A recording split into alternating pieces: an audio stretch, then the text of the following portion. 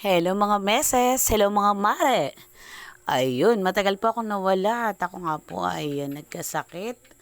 At bidi nga po at halata pa sa aking boses. Hani nga po, hani. Ay on the way po kami papunta sa Barangay Bakong para po sa aming regular monthly meeting ng aming samahan ng NQ Barcom, Northern Quezon Barangay Amateur Radio Communication. Yun po ay mga samahan ng mga magraradyo dito sa aming lugar, dito sa aming bayan.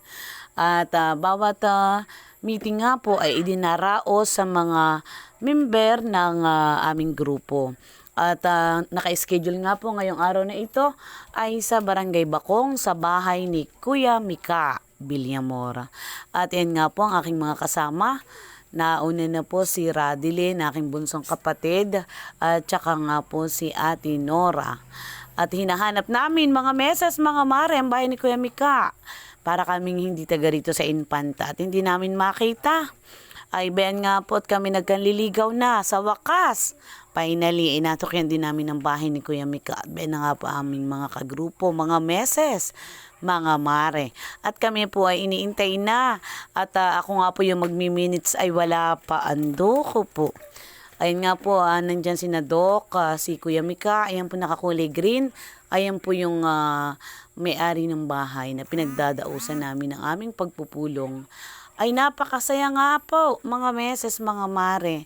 Sabi nga po ay hindi matutumbasan ng saya yung aming samahan ng bawat isa.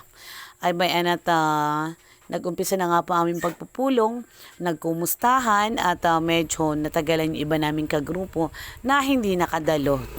After nga pong pag-usapan yung mga dapat namin pag-usapan, yung mga plano ng aming grupo, yung sabi nga po ay pagkapalago ng aming samahan.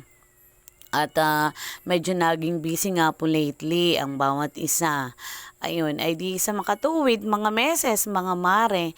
Ayan, may kasamang tsikahan after ng aming pagpupulong. Ay nagka-istoryahan nga po ang bawat isa. At after mag-meeting, syempre, ano pang kasunod? Ay di syempre, mga meses. Tagay-tagay, yan po ay hindi mawawala. At sabi nga po yung kaunting shot laang ay okay na. Yung nga pong makapagbanding lamang po kami. Ay kami po masaya na naiun mga meses, mga mare. Ay di, sabi nga po ay sulit hane ang aming pagharap-harap at kami ay nagkasama-sama. Ay sa hindi nga po nakakaalam mga meses, mga mare, ang aming pong grupo, ang layunin ay tumulong sa mga kapwa nangangailangan.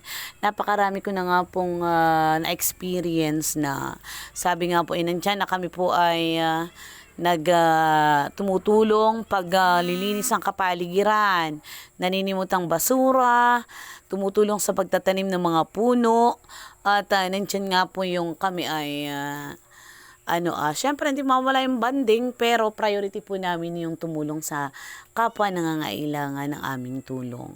At yun nga po, bali si Dr. Jose po ay yung napakatagal naming Pangulo. At sa ngayon po, ang tumatayong Pangulo ay ang aking aming si paring Rap-Rap. Ayun na po, at natapos sa aming pagpupulong mga meses, mga mare, kanya-kanya na pong uwian.